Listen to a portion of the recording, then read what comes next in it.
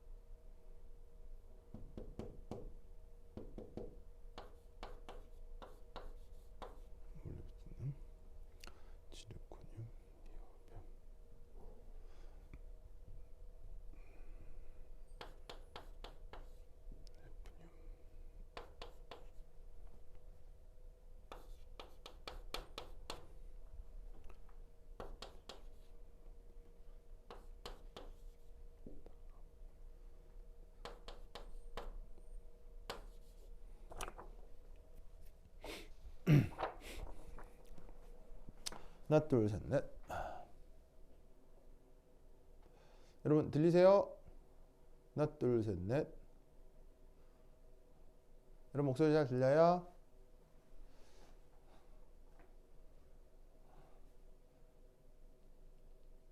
하나, 둘, 셋, 넷. 테스트, 테스트.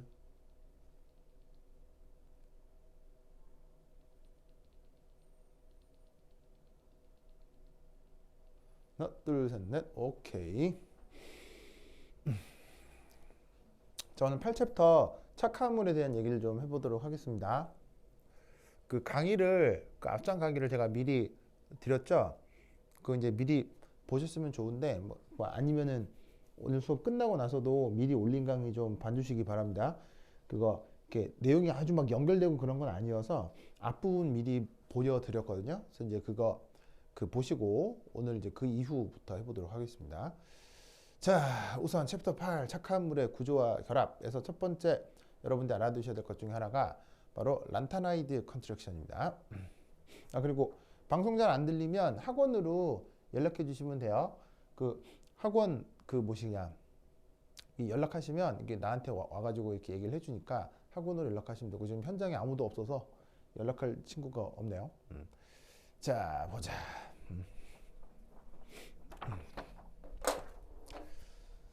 자, 란타나이드 컨트랙션이라고 쓰고 우리말 번역은 이게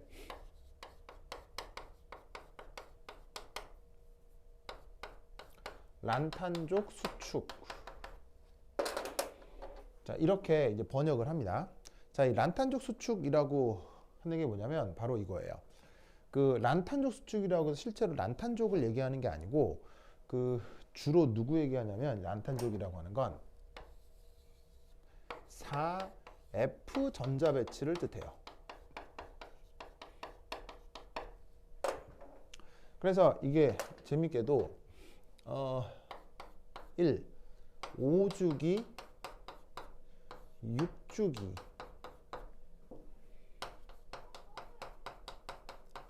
원소의 크기가 크기가 5주 다시 말을 좀 이렇게 써야겠다. 5주기, 6주기 동족이라고 써야 되겠네요.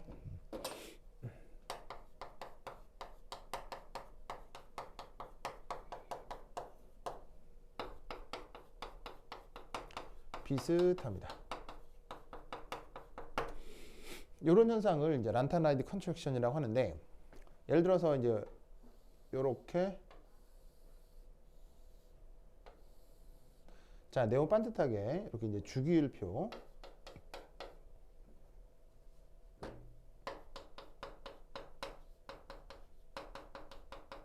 표를 표현하면 가로줄을 주기라고 하고 세로줄을 족이라고 하잖아요.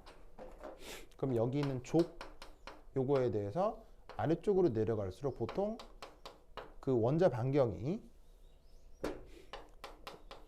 커진단 말이죠. 크게 커진다고. 이건 뭐 아래쪽으로 내려갈수록 껍질이 많아지기 때문에 그 전자간 반발에 의해서 크게 커진다 이렇게 설명을 하잖아요. 근데 묘하게도 아래쪽으로 내려올 때 5주기하고 6주기 원소가 있으면 요들은 같은 족에서 크기가 비슷하다라는 거예요. 그래서 1주기보단 2주기, 2주기보단 3주기로 갈수록 크게 커지는 게 맞는데 하필 5, 6주기에서 크기가 아주 비슷해진다. 이런 현상을 뭐라고 부른다? 란탄족 수축이라고 해요. 그래서 가장 그거를 강렬하게 보여주는 데이터가 5, 6주기에서 지르코늄, 니오뷴, 몰리브데넘이에요. 그게 6주기에 있는 헤프넘, 탄탈럼, 텅스텐 얘들하고 크기가 비슷합니다. 그러니까 족으로 쓰자면 여기에 있는 요 지르코늄은 4족이고요. 그 다음에 여기에 있는 니오뷴은 5족, 몰리브데넘은 6족입니다. 그래서 4족, 5족, 6족에 대해서 이게 크기가 비슷합니다. 그러면 이걸 어떻게 설명하느냐? 바로 쟤들의 그 이제 뭐냐면 그 전자 배치로 비교를 하는 건데, 자 전자 배치가 어디에 있는 거냐? 전자 배치를 한번 찾아볼게요. 전자 배치. 전자 배치가 없잖아. 뭐 전자 배치를 한번 써보죠. 자, 이게 지르코늄의 전자 배치는 어떻게 될 거냐면 4족이니까 바로 d 오비탈의 2, 그 다음에 s 오비탈의 2 이렇게 되겠네요. 맞죠? 자, 그리고 얘가 5주기니까 5s2 그 다음에 4d2 이렇게 되겠네요. 그럼 얘는 4주기, 5주기, 6주기니까 4d3 5s2 얘는 4d4 5s2.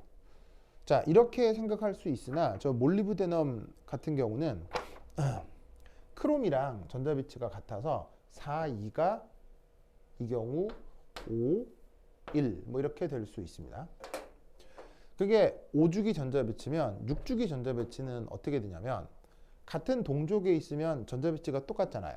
그래서 어떻게 되냐면 이 헤프늄 같은 경우는 5d2 6s2 얘는 5d3 6s2 얘도 마찬가지로 5d5 6s1 이런 전자 배치를 갖게 됩니다.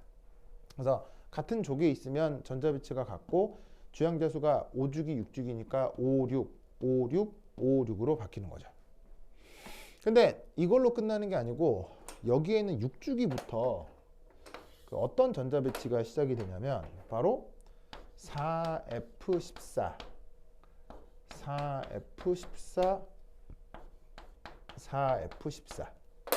이런 전자 배치가 이 앞에 추가가 됩니다. F오비탈은 6주기부터 나타나죠. 그리고 처음 나타나는 F오비탈은 4F부터 나타나죠. 1F, 2F, 3F 이런 건 없죠. 저 F 오비탈은 4, 그러니까 주양계 4부터 나타나니까 그래서 6주기에 있는 헤프늄에 4F14, 얘도 4F14, 텅스텐은 4F14 이런 전자배치가 생기는 거예요. 그래서 재밌게도 5주기, 6주기에서 결정적인 전자배치의 차이는 바로 5주기에는 F오비탈 전자배치가 없는데 6주기에 F오비탈 전자배치, 6주기에 F오비탈 전자배치가 있다는 걸 기억을 해둡시다. 그러니까 이게 재밌는 건 이 란타나이드 컨트럭션은 1.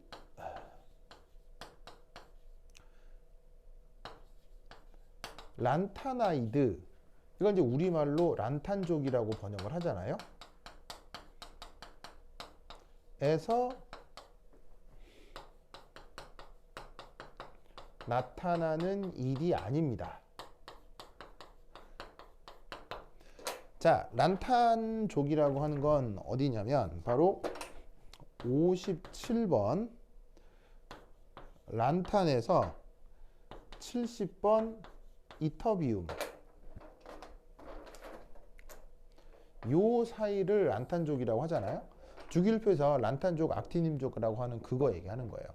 근데 지금 여기서 비교하는 건 57번에서 70번까지 얘기가 아니라 40번과 72번 사이, 41번과 73번 사이, 42번과 74번 사이의 관계를 얘기하는 거예요.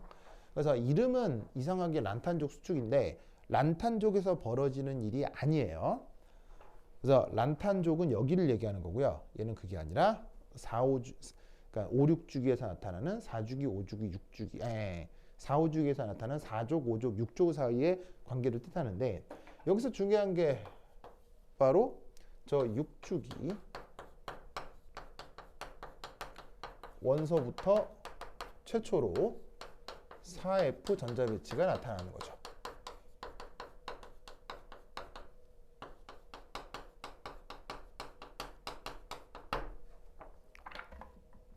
그러면 이게 왜 그러냐면 여기에 있는 이 F오비탈은 놀랍게도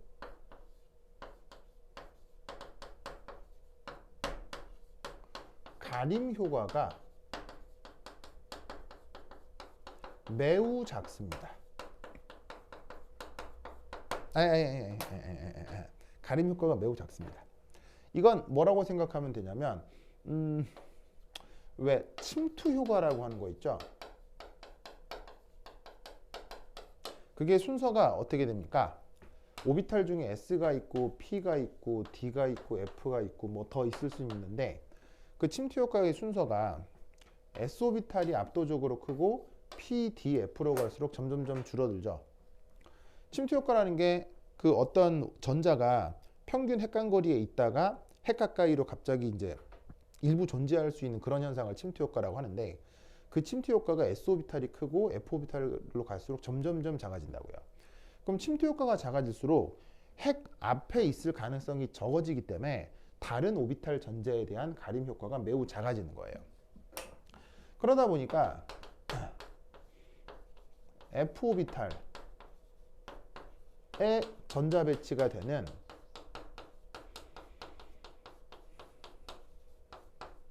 원소 누구 얘기하는 거냐면 지금 요 6주기에 헤프넘, 탄탈럼, 텅스텐 얘들 얘기하는 겁니다. F오비탈의 전자 배치가 되는 원소들의 최외곽 전자. 그 최외곽 전자가 어딜 얘기하는 거예요? 바로 4F의 전자 배치가 되지만 최외곽 오비탈은 6s죠. 6s, 6s. 바로 지금 6s를 얘기하는 겁니다. 그 최외곽 원소들의 그러니까 전자 배치가 되는 원소들의 최외곽 전자에 대한 유효 핵전하가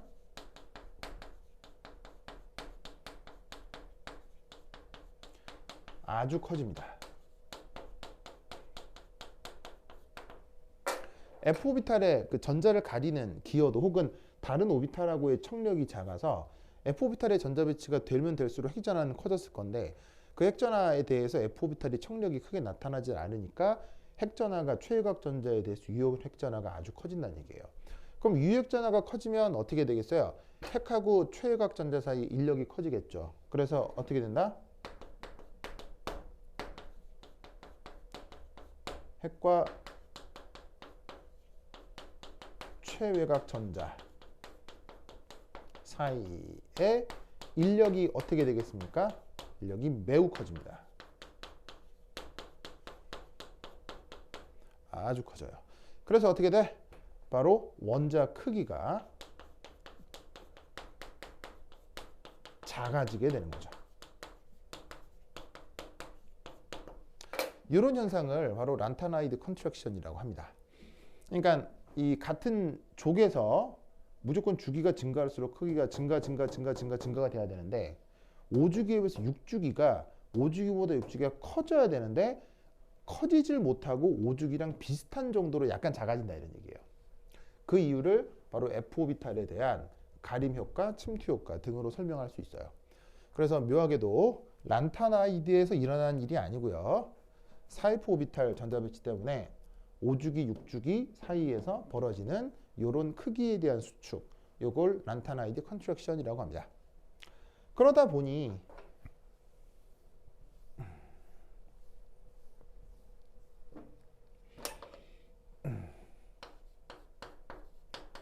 오 6주기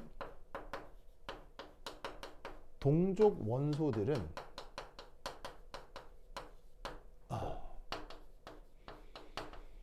화학 반응성이 매우 비슷합니다.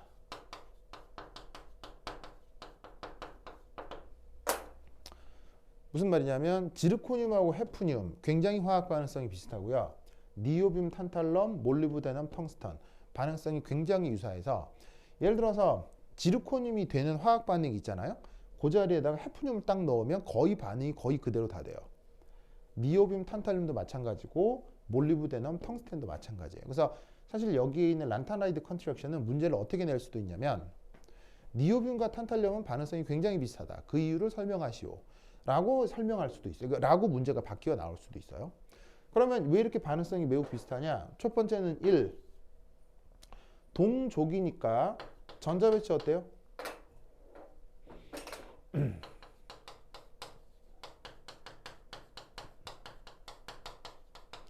이게 같죠?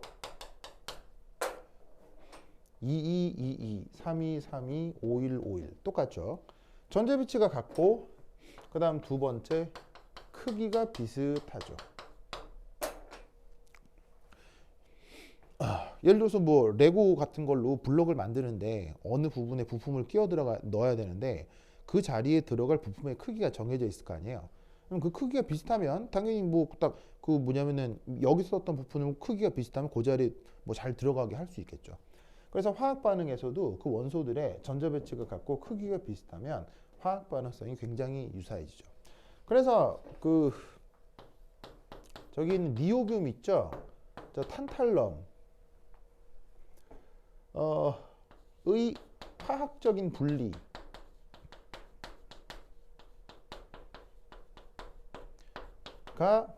20세기에 최초로 이루어집니다. 얘하고 성격이 비슷해서 19세기까지는 니오뷴하고 탄탈륨을 화학적으로 분리할 수가 없었어요. 성격이 아주 비슷해서. 그 정도로 이 둘은 반응성이 비슷합니다. 20세기가 돼서야 크로마토그래피를 통해서 얘네들 이제 분리하게 되는데 그 이전에는 다르다라고만 알고 있었지 이걸 어떻게 분리할 방법이 없었어요. 섞이게 되면 그 정도로 반응성이 비슷하다.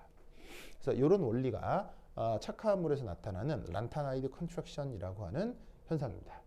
그래서 착화한 물은 배위결합에 대한 얘기인데 배위결합을 할 때 이런 식의 전이금속에 대한 얘기가 중요하겠죠. 그 전이금속의 전자배치에 따른 묘한 성격인데 그것 중에 이 란타나이드 컨트랙션이라는 현상이 있습니다. 그래서 요거 기억을 좀 해두세요.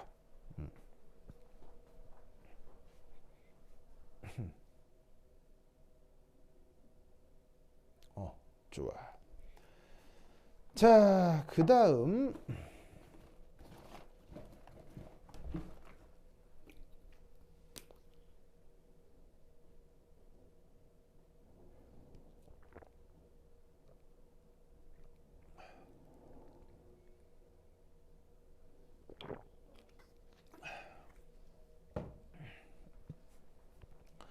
자, 그다음 어딜 보시느냐?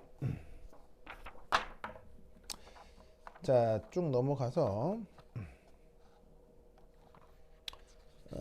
185페이지를 보겠습니다. 결정장 이론. 자, 이제 볼게요.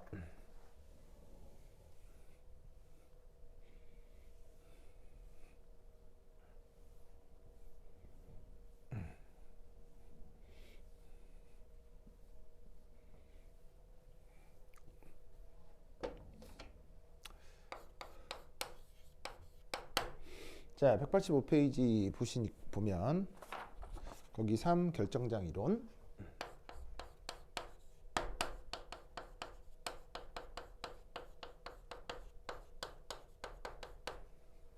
이 부분 보겠습니다. 자, 앞 챕터의 그 1, 2는 안중에서 안 하는 게 아니고요. 그 부분의 강의를 제가 올려드렸습니다. 그래서 그거는 꼭 확인하시고요. 요거 3부터 강의를 할 건데 1, 2 부분에 대한 강의가 광주영재학교에서 굉장히 어려운 기출문제로 나온 적이 있습니다. 그래서 1, 2 챕터가 또 굉장히 중요하니까 꼭 한번 살펴보도록 하시고요. 이번 그 중간고사 기출문제를 보아하니 놀라운 사실은 대부분의 문제가 관연도 기출됐던 것에서 거의 그대로 출제가 됐거든요. 그래서 제가 그거 나눠드린 숙제에 그 저번 중간고사에 모는 문제들이 연습 문제로 다 거의 대부분 올라가 있었습니다. 그래서 제 말씀 잘 듣고 제 숙제 잘 푸셨으면 이번 시험 잘 보셨을 건데 어떨란가 모르겠네요. 그래서 이번 그 기말고사도 여러분 학교의 관연도 기출이 뭐 거의 또 비슷하게 나오지 않을까. 지금 이번 학기에는 선생님들이 여러분 학교의 관연도 기출을 거의 베껴내다시피 했거든요. 그게 내 숙제에 다 있습니다. 전부 다 있어요. 그래서 제가 드린 숙제들을 좀 잘 해보시기를 당부를 드리고요. 뭐 이번 기말고사도 그러지 않을까 싶어서 그 기출 문제에 있는 것들을 많이 소개를 해드릴게요. 그런 관점에서 내가 그 강의를 미리 보내드린 걸 꼭 좀 봐주시기 바랍니다. 거기에도 그 중요한 기출 문제에 대한 언급들이 있으니까 꼭 보세요. 자, 어쨌건 요 3챕터 요 내용부터 얘기를 해보도록 하겠습니다. 자, 결정장 이론 우리말 번역으로는 이렇게 하는데 원래 이름은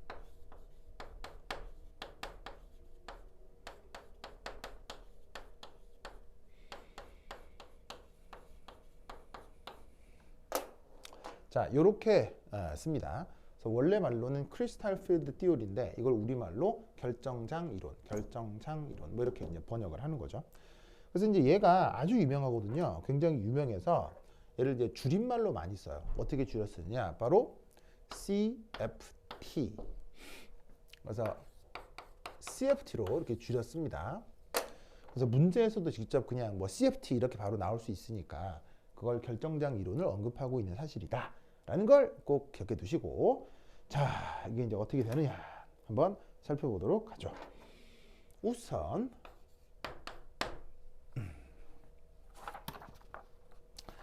자, 뭐를 한번 살펴볼까.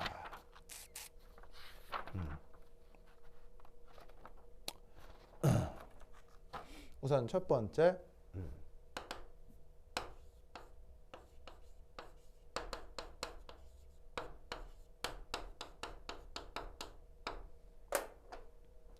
착화물의 가장 중요한 구성 성분 중에 하나가 바로 그 전이금속이거든요.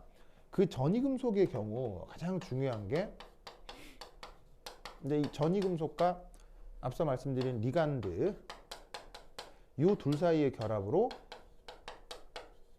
베이 결합이 나타난다고 했었죠. 이때 이 베이 결합을 만들어내는 중요한 축 중에 하나인 전이금속, 이것에 대한 얘기인데 전이금속의 의미는 바로 어느 오비탈에 전자 배치가 되는 것?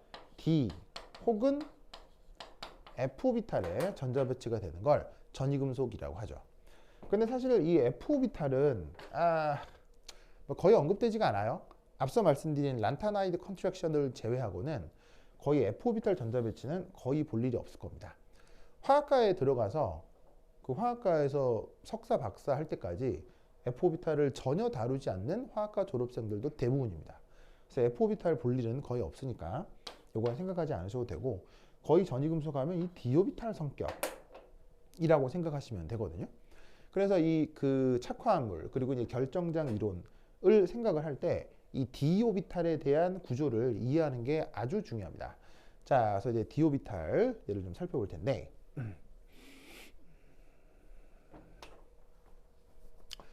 자, d 오비탈 5개가 있죠. 그래서 이제 그림을 그릴 텐데, 얘를 2옆,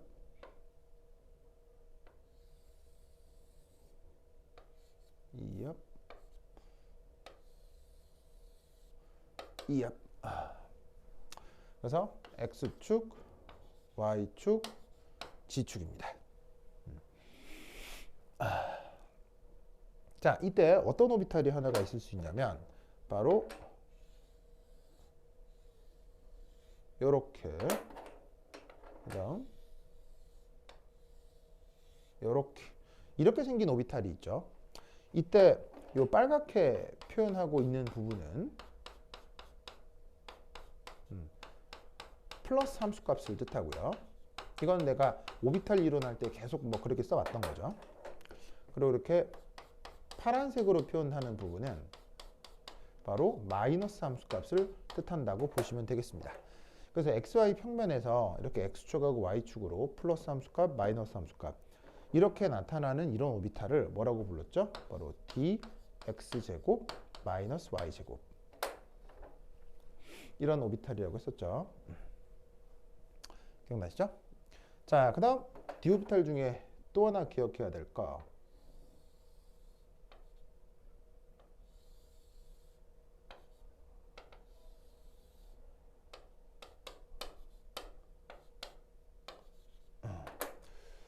바로 이게 되겠습니다. 자, 이건 그리기 열딱구리한데,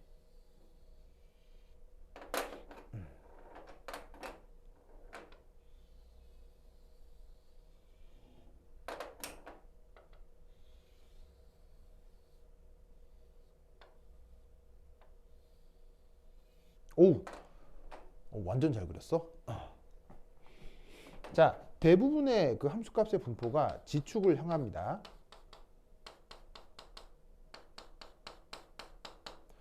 그런데 이제 일부의 그 이 함수값이 이렇게 xy 평면에서 일부 나타날 수 있습니다. xy 평면에 일부 있는 거 보이시죠? 이렇게. 그래서 그 xy 평면에는 도넛 모양으로 마이너스 함수값, 지축으로는 플러스 함수값이 분포되어 있는 이런 오비탈이 있을 수 있는데, 얘를 dz 제곱이라고 합니다.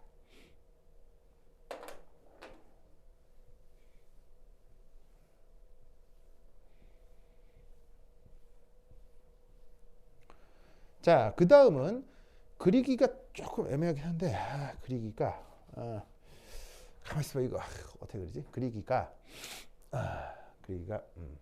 이렇게 한번 그려봅시다. 여기 x축, y축,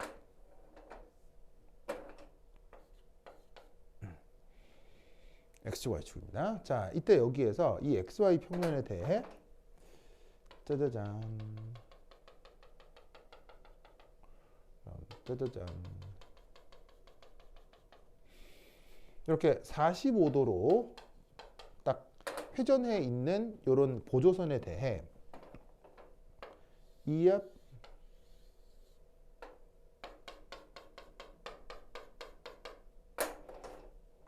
2옆,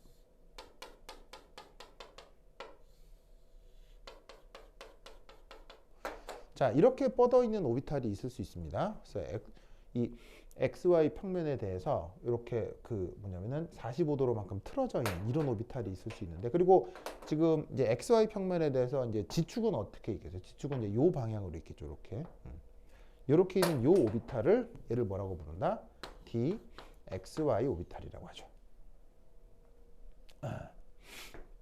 자, 그런 식으로 yz 오비탈이 있죠. 그건 또 어떻게 생겼어요? 바로 보시다시피 얘가 YZ가 되려면 이 상태에서 또 마찬가지로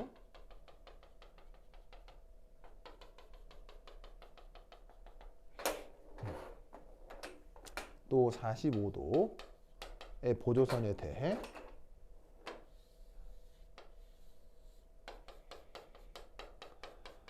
이렇게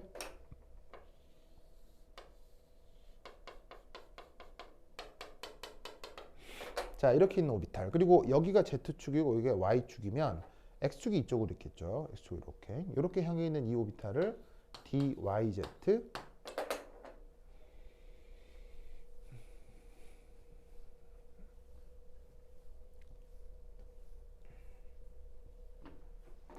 그 다음 마지막으로 Z축 X축 또 마찬가지로 45도 보조선 이거에 대해서 또 마찬가지로 이렇게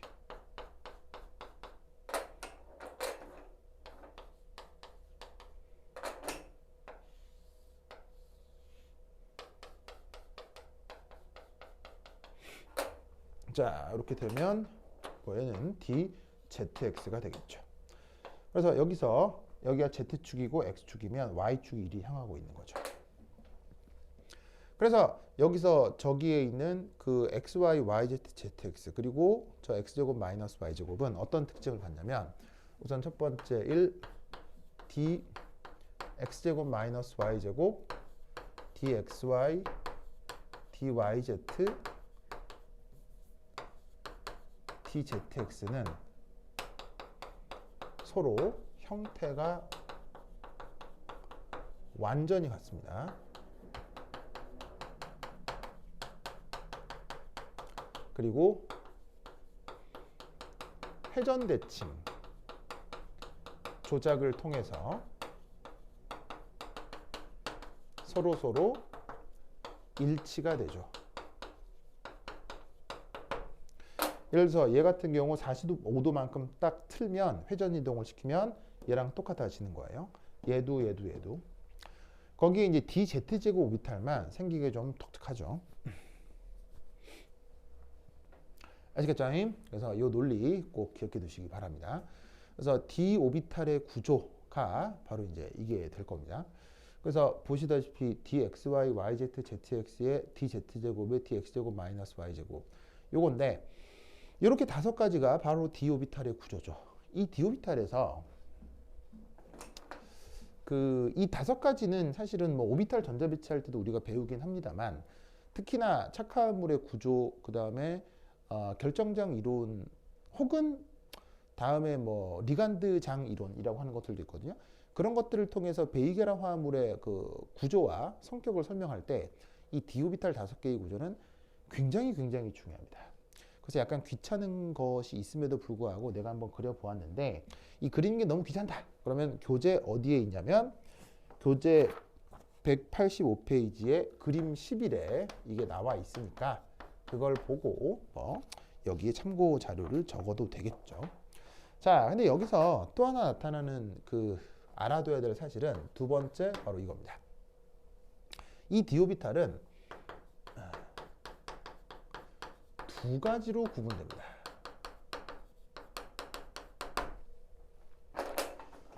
자, 여기부터가 지금 착화음물에서 아주 중요한데 어떻게 2가지로 구분되냐면 1. 바로 E라고 하는 녀석입니다. 자, E 오비탈에 누구하고 누가 포함되냐면 D X제곱 마이너스 제곱 그 다음에 DZ제곱 요 둘을 E 오비탈이라고 합니다. 그래서 요 경우 얘네들을 이제 뭐라고 표현하냐면 우선 기하학적으로 전자 밀도가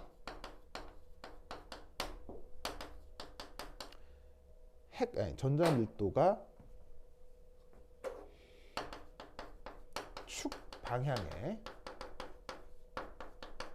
주로 배치가 되죠. 이런 중요한 특징을 갖습니다. 얘가 됐건 지금 오비탈의 함수값, 그러니까 그 오비탈의 함수값이라는 게 결국 전자 밀도가 될 거예요. 왜냐하면 이 오비탈 자체의 함수값이 아니라 오비탈의 함수값을 제곱한 게 전자를 발견할 확률이 된다고 했죠. 그러니까 이렇게 x축으로 y축으로 함수값이 나타난다는 얘기는 x축으로 y축으로 주로 전자를 발견할 확률이 크다.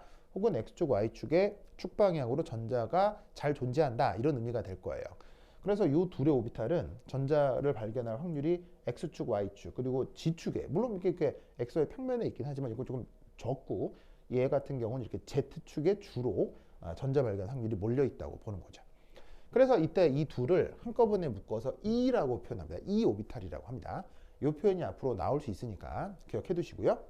그래서 이 경우 이 둘을 보통 뭐라고 부르냐면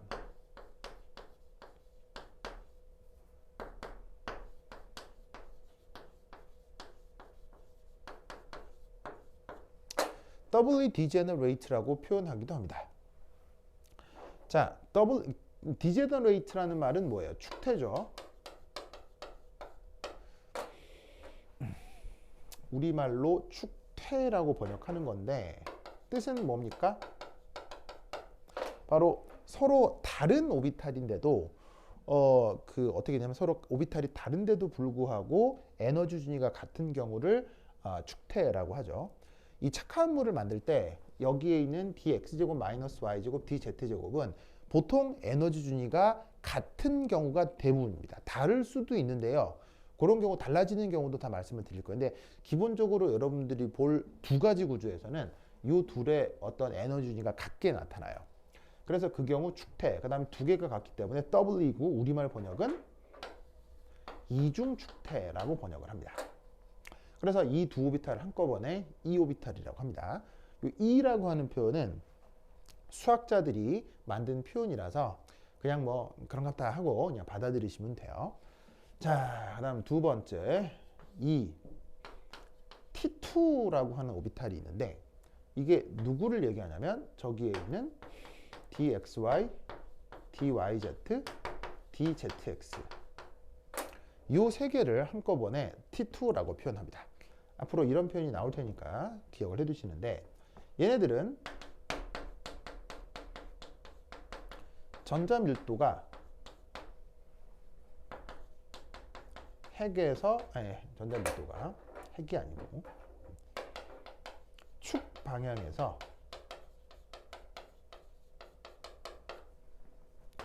벗어나서 주로 배치가 되는 거군요. 이 세 오비탈의 특징은 그래서 xy가 됐건 yz가 됐건 zx가 됐건 그 함수값이 주로 어디서 분포해요? 핵에서 45도 떨어진 위치에서 주로 전자 발견 확률 혹은 함수값이 나타나죠. 그러면 45도라고 하는 건 뭐냐면요. 어떤 두 축 사이에 가장 멀리 떨어진 위치가 바로 45도죠. 각도가 45도보다 더 클 수는 있지만 그렇게 되면 또 다른 축에 그 오비탈이 가까워진다는 걸 뜻하니까 모든 축에 공평하게 가장 멀리 떨어지려면 45도가 가장 멀리 떨어진 각도라는 얘기예요.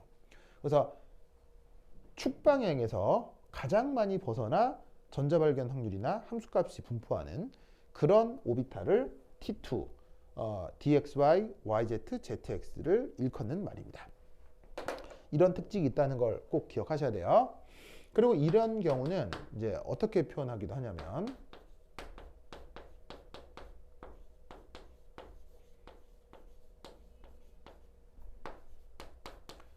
이런 표현을 쓰기도 합니다. 그래서 트리플리라는 말이 있는데 이걸 우리말로 삼중 축퇴.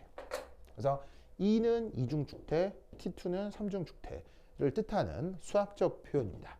자, 앞으로 d오비탈 5개를 나타낼 때 이런 두 가지 표현이 있다는 거 꼭 기억해 두시기 바랍니다.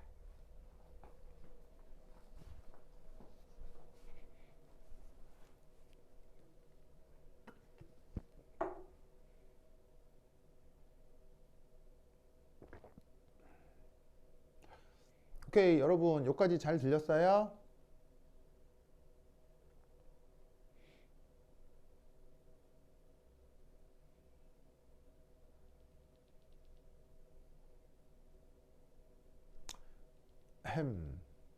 여러분 잘 들리죠? 그게 잘 들리나요? 네, 오케이. 됐습니다. 자, 필기 마무리 하시고요. 간단하게 문제 하나 풀어볼게요. 자, 어떤 문제가 하나 있을 수 있냐면, 자, 다 쓰셨죠? 썼죠? 지운다.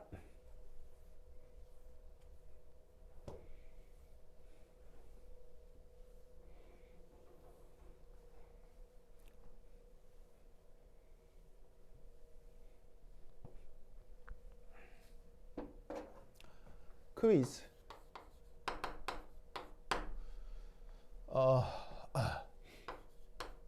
3차원에서 d 오비탈은 5가지죠. 여기서 d는 디멘전, 그러니까 3차원을 보통 3D라고 하잖아요. 그래서 이렇게 쓴 거고, 간단히 이렇게 쓴 거고요. 그럼 5가지다. 하나, 둘, 셋, 넷, 다섯 이렇게 얘기를 하는 거예요. 그럼 이때 가상적인 2D에서 d 오비탈은 몇 가지가 될까요? 이게 카이스트 기출입니다. 2000년 초반, 2003년, 4년인가 5년 이쯤 나왔던 기출 문제인데 카이스트 입시에서 나왔습니다. 자, d 오비탈 몇 가지가 될까요? 답 한번 해볼까요? 자, 간단한 단답형이니까 자, 여러분 저 답 한번 올려서 한번 써보세요. 몇 가지가 될까요? 자, 답 한번 쳐서 올려보세요. 맞추나 봅시다.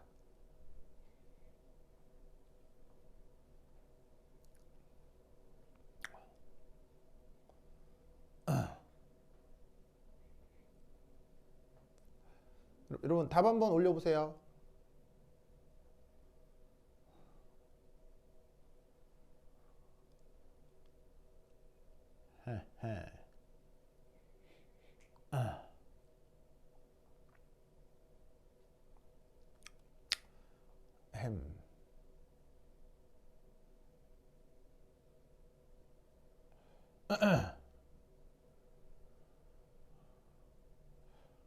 여러분 잘 들려요?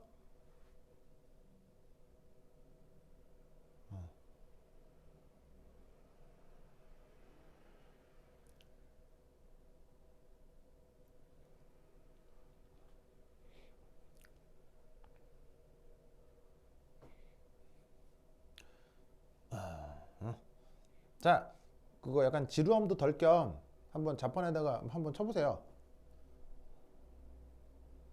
몇 개가 될까요? 카이스트 기출이니까 여러분들하고도 뭐 직접 관계 있을 수 있죠.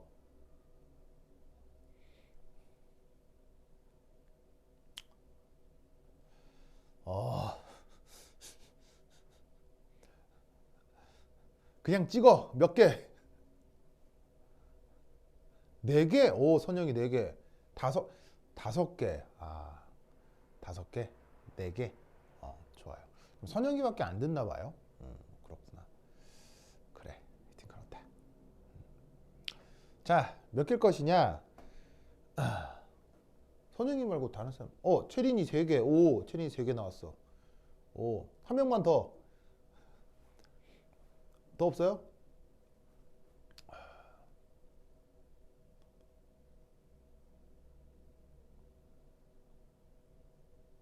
하나, 둘, 셋, 넷, 3개, 4개, 5개. 좋습니다.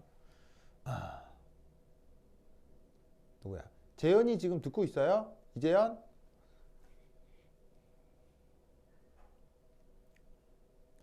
야, 이재현 그냥 이렇게 그 접속만 해놓고 노나보다 자나보다 에잉 여론. 자, 봅시다. 4개일까요? 3개일까요? 5개일까요? 4개, 3개, 4개, 5개. 자, 요거 이렇게 됩니다. 이거 진짜로 기출로 나왔었던 거니까 알아두세요.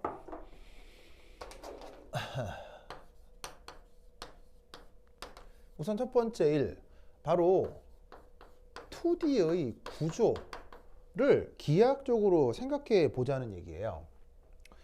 자, 여러분 3차원은 몇 개의 좌표로 설정할 수 있어요?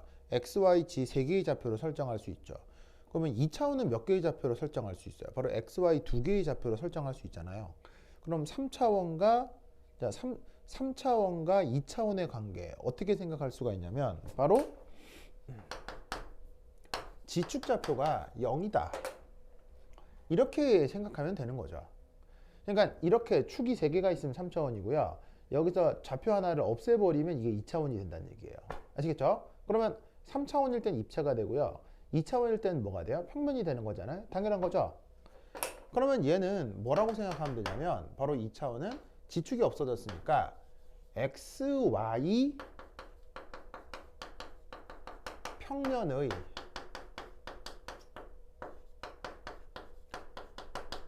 정사형 구조가 2D의 구조가 된다 라고 생각할 수 있는 거예요. 무슨 말 알겠죠? 자, 그럼 이때 그 XY 평면의 정사형 구조를 생각을 할 때, 자, 예를 들어서 DZX 오비탈 같은 경우 XY 평면이 어디 있어요? 여기가 Z축이고 X축이면 Y축이 여기 있잖아요. 그럼 얘 같은 경우는 XY 평면이 이거거든. 그럼 XY 평면 위에는 뭐가 존재해요? 지금 DZX 같은 경우는 XY 평면에 아무것도 존재하지 않죠. 왜냐하면 DZX에서 XY 평면은 일종의 앵귤러 노드, 각마디의 한 종류가 되기 때문에 이 ZX 그리고 YZ 여기에서 이 둘은 XY 평면 자체가 뭐 각마디가 된다고요. 그럼 각마디라고 하는 건 거기에 뭐가 있는 거예요? 아무것도 없는 거예요. 마디라고 하는 건 함수값이나 전자를 발견할 확률이 전혀 없는 거죠. 그러니까 이 둘에 대해 지축좌표가 0이 돼서 XY 평면 구조를 묻는다면 이 둘은 XY 평면에 아무것도 존재하지 않게 되는 거라 이런 말이에요. 무슨 말 알겠죠? 이게 정사형 구조라고 하면 XY 평면의 단면 구조라고 해야 되겠네. 생각해보니 좀 의미를 이렇게 써야 되겠네요. 알겠죠? 자, 그러면 그것에 대해서 dxy는 xy 단면 구조가 존재하나요? 응, xy잖아요, 이게. 그럼 이 자체가 바로 xy 단면 구조가 될 수 있죠. 그 다음 여기에 있는 dz제곱은 xy 단면 구조가 존재하나요? 응, xy 단면 구조가 이렇게 존재할 수 있죠. xy 단면에 뭐가 존재해요? 빨간색 함수값은 xy 평면에 0으로 존재하지 않겠지만 이 파란색 도넛 모양으로 되어 있는 게 xy 평면 안에 이 도넛 모양으로 나타난 게 단면이 나타나겠죠. 그 다음 여기에 있는 dx제곱 마이너스 y제곱도 바로 xy 평면에 이 단면 구조가 나타날 수 있는 거죠. 알겠죠? 그래서 이때 재밌는 건 이 dx제곱 마이너스 y제곱 dz제곱 그리고 dxy의 경우 xy 단면이 나타나죠. 그러니까 보시다시피 3D에서 5가지였던 게 2D에서는 이 2개가 사라져서 총 몇 가지가 된다? 이렇게 3가지가 되겠네요. 그래서 디오비탈의 어떤 특징에 대해서 생각해 볼 수 있는 문제인데 관연도 카이스트에서 기출로 나온 거기 때문에 이런 논리가 있다라는 것도 꼭 기억해 두시기 바랍니다. 오케이, 됐다. 자, 아시겠죠? 이런 논리가 있을 수 있습니다. 오, 좋아. 트린이 맞췄네요. 좋습니다. 자, 그 다음 칠판 지우겠습니다. 자, 칠판 싹 지울게요. 다 지운다.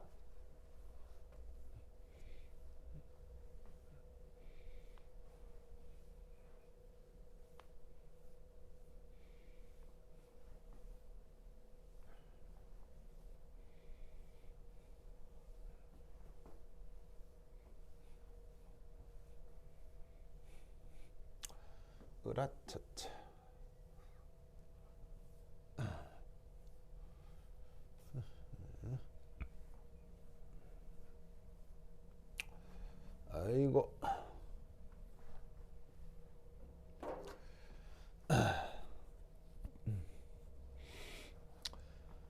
그다음 3.2. 자, 여기서 이제 하나 살펴볼 건 지금 우리가 하려고 하는 게 CFT잖아요. 결정장 이론이라고 하는 거. 요것에 대한 약간 개괄적 얘기를 할 건데, 우선 첫 번째 CFT. 얘는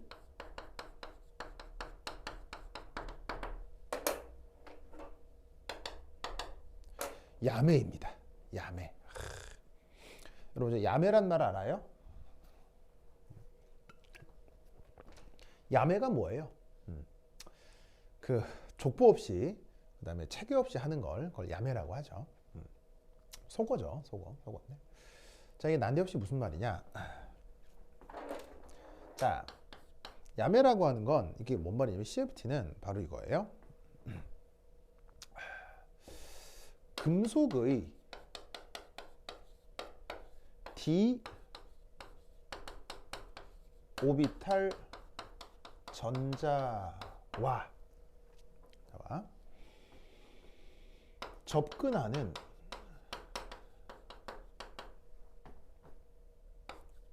리간드 전자쌍 사이의, 자, 잘 봐요. 그 금속과 리간드가 합쳐져서 베이결합을 이루잖아요. 그런데 그 금속의 전자, 리간드의 전자 사이에 청력으로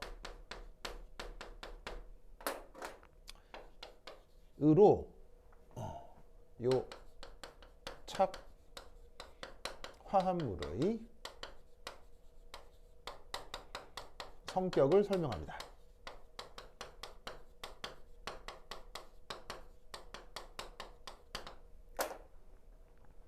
이게 바로 CFT의 가장 그 중요한 가정 중에 하나예요.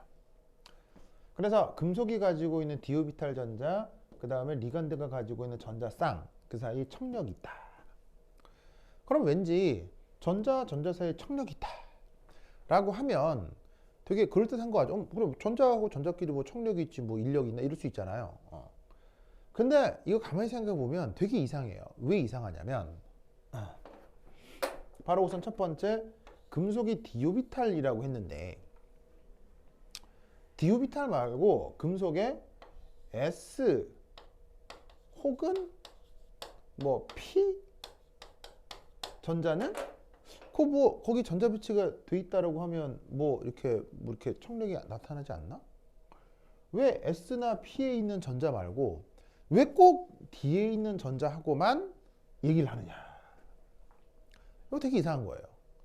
그러니까 뭔가 결과를 설명해 주기 위해서 만들어진 이론이긴 한데 그게 왜 S는 아니고 P도 아니고 꼭 D 전자하고만 리간드 전자가 청력이 되느냐?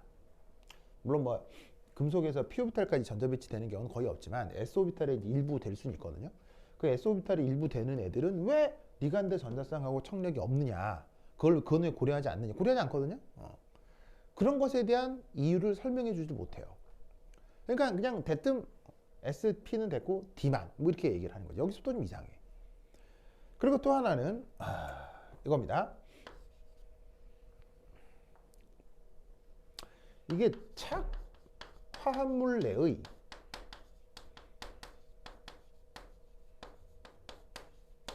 배위결합이라는 게 형성이 되잖아요. 얘는 매우 강력합니다. 그 결합력이요. 그래서 리간드하고 금속하고의 화학결합을 배이결합이라고 하잖아요. 그 배이결합은 억수로 강합니다. 화학결합에 여러 가지 종류가 있잖아요. 공유결합도 있고 이온결합도 있고 금속결합도 있고 뭐 여러 가지가 있을 수 있는데 전반적으로 봤을 때 가장 강력한 화학결합은 배이결합입니다. 금속하고 리간드가 제대로 결합하면 웬만하게 잘 떨어지지는 않게 어떻게 해리도 안 돼. 그 정도로 강력해요.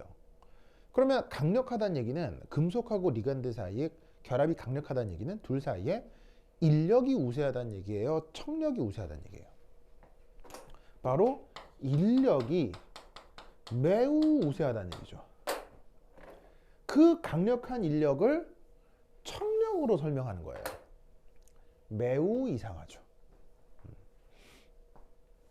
그래서 야매라고 하는 거예요. 그러니까 이게 뭐냐면 이 CFT는 그러다 보니 물리적 근거가 아주 빈약합니다. 상당히 오류가 있을 수도 있는 이론이 바로 CFT예요. 앞으로 할 건데. 근데 진짜 묘하게도 그게 진짜 참 이게 왜 그런 말 있잖아요. 뭐 소 뒷걸음에 개구리가 밟혔다. 뭐 이런 거 있잖아요. 그런 것처럼 묘하게도 많은 실험 데이터를 설명해 줍니다. 그래서 오류투성일 것 같은데 실제로 어떻게 되냐면 굉장히 많은 것들을 설명해 주고 그 다음에 많은 배유화물의 성격을 직관적으로 막 알려줘요. 되게 참 말 많고 탈 많은 하여튼 이상한 녀석이에요. 그래서 분명 이거 근거도 없고 오류가 많은데도 불구하고 실험 결과에 대한 설명을 잘해주기 때문에 얘는 아주 전문적인 무기화학 책에도 설명이 다 되어 있어요. 일반화학 책은 물론이거니와.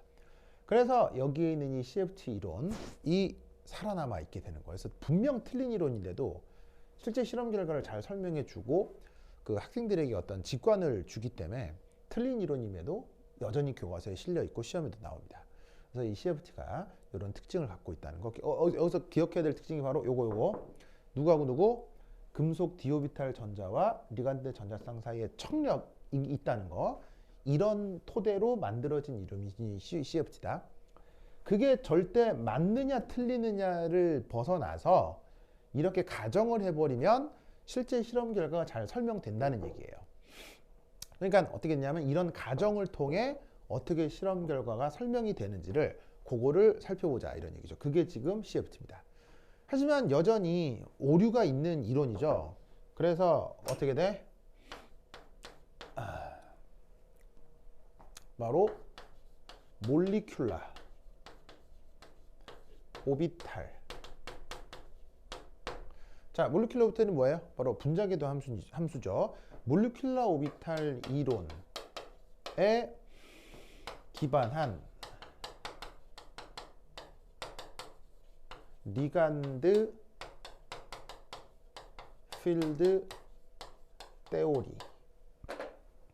이 리간드 필드 티오리 우리말 번역으로 뭐라고 번역하냐면 리간드 장 이론이라고 번역을 합니다. 그래서 리간드 필드 티오리라고 하는 게 있는데 몰리큘러 오비탈 이론에 기반한 말이 어려워. 리간드 필드 티오리에 의해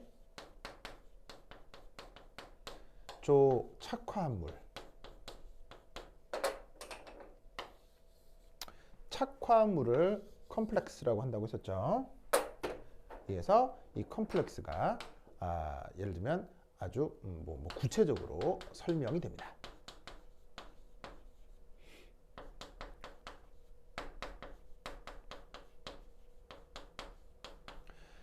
그래서 이 리간드 필드 티오리는 요 CFT를 배우고 나서 그 다음 배울 거고요. 그래서 얘도 이제 중요해서 줄임말이 있어요. 얘는 어떻게 줄였으냐면 LFT라고 줄였습니다. 뭐 얘는 CFT고 얘는 LFT라서 뭐가 되게 비슷할 것 같죠. 천지 차이입니다. 완전 달라요. 그래서 하여튼 LFT라고 하는 이론이 있는데 이걸로 사실은 컴플렉스가 어떻게 자세히 설명되는지 그건 뒤에서 배울 거고요. 얘가 이제 지금까지 알려진 이론 중에서는 가장 체계적인 이론이고요.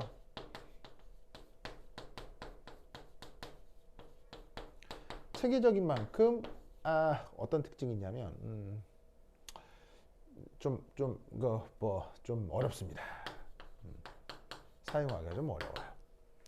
이 CFT는 근거가 빈약하고 야매인 만큼 상대적으로 좀 쉽게 접근할 수 있어요. 그래서 틀린 이론임에도 실험 결과가 잘 설명이 되고 상대적으로 쉽기 때문에 여전히 남아있는 이론이라면 LFT는 좀 더 정확한 방법, 그러니까 좀 더가 아니고 아예 더 정확한 방법이에요. 그런데 그 생각하기가 조금 어렵고 몰리큘러 오비탈에 대한 수학적인 이해가 좀 있어야 되기 때문에 사실은 좀 받아들이기 어려워질 수도 있죠. 근데 뭐 여하튼 시험에 다 나오니까 요것들에 대해서 잘 알아두시기 바랍니다. 그래서 우선 첫 번째 이 CFT가 어떻게 되는지 말씀을 드릴 건데 그 CFT에 대한 기초적인, 그러니까 뭐 기초적이랄까 아니면 개괄적인 사항을 먼저 말씀을 드렸습니다. 자, 그러면 저 CFT가 구체적으로 물질들에 어떻게 적용되는지 부터 조금 쉬었다 보도록 하겠습니다. 화장실 갔다 오세요.